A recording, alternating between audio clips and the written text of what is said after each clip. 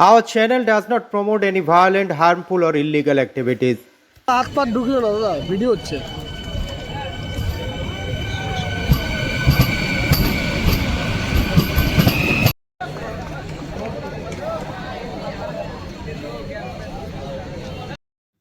অশোকনগরবাসীর টানা আন্দোলন এবং জোরালো দাবির ফলে অবশেষে অশোকনগর রেল স্টেশনে দাঁড়াতে শুরু করলো এসি লোকাল। আর তাতেই খুশি হয়ে সোমবার সকালে তৃণমূল কংগ্রেসের পক্ষ থেকে এসি ট্রেনের চালককে ফুল ও মিষ্টি দিয়ে সম্মান জানানো হয়। এদিন উপস্থিত ছিলেন অশোকনগরের বিধায়ক তথা উত্তর চব্বিশ পরগনার জেলা সভাধিপতি নারায়ণ গোস্বামী। কাজ সে করবে, আমি এখন ট্রেনে উঠবো, ওনারা অফিসে যাবেন, যার যার কাজ সে তাই করবে। আর মানুষের যেটা ভাবার মানুষ সেটা ভেবে নেবেন।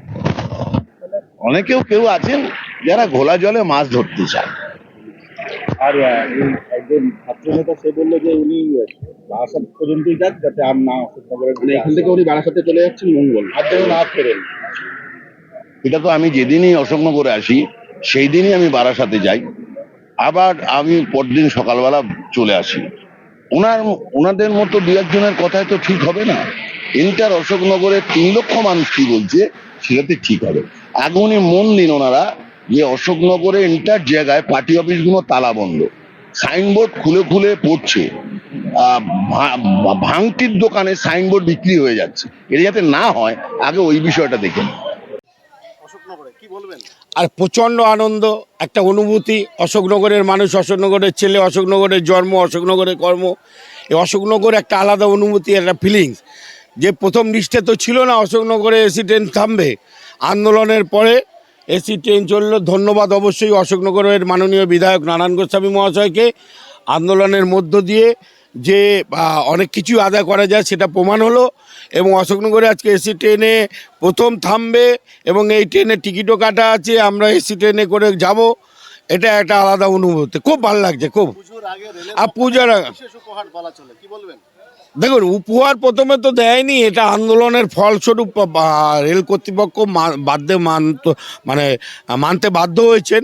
কারণ হচ্ছে আপনারা জানেন, প্রথম যে লিস্টটা বেরিয়েছিল বা প্রথম এই কদিন চললো তার মধ্যে অশোকনগর বা বীরা থামেনি, অশোকনগর বিধানসভার। কিন্তু আজকের থেকে অশোকনগর এবং বীরা দুটো জায়গায় ট্রেন থামবে। এটা আমাদের অশোকনগর বিধানসভার মানুষের আমাদের বাড়তি পাওনা, এবং এর জন্য আমরা খুব আনন্দিত। কালে কালে আমরা চেষ্টা করব যাতে গুমাতেও দাঁড়ায়, তাহলে অশোকনগরের 3টে স্টেশনই দাঁড়াবে। আমি তো চাই গুমাও দাঁড়াক, কারণ গুমাও প্রচুর ট্রেন যাত্রী আছে। আমরাও চাইবো আগামী দিনে আন্দোলন গুমা অবধিও চলে যাবে। গুপি মজুমদার। ভালো লাগছে, কারণ অশোকনগর ফার্স্টে তো স্টপেজ দেওয়া হয়নি। এতদিন বাদে একটা পিটিশন জমা দিয়েছিলেন, আমরা দেখেছি। এসে স্টেশন মাস্টারের সাথেও কথা বলা হয়েছিল, দেন বললো যে 15 থেকে দাঁড়াবে, কিছু কিছু স্টেশন ওরা বাড়িয়েছে। খুব ভালো লাগছে, ফার্স্ট টাইম এসি ট্রেনে এক্সপিরিয়েন্স, দেখা যাক কেমন হয়।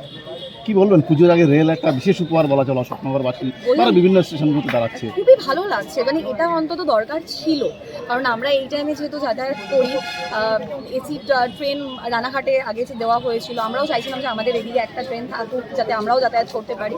ভালো লাগছে, রেলের তরফ থেকে খুব ভালো একটা জিনিস দিয়েছে। মানে অশোকনগরবাসীর জন্য তো খুব খুশির খবর আজকের দিনের জন্য, তো ভালো লাগছে। কি নাম, কোথায় যাবেন?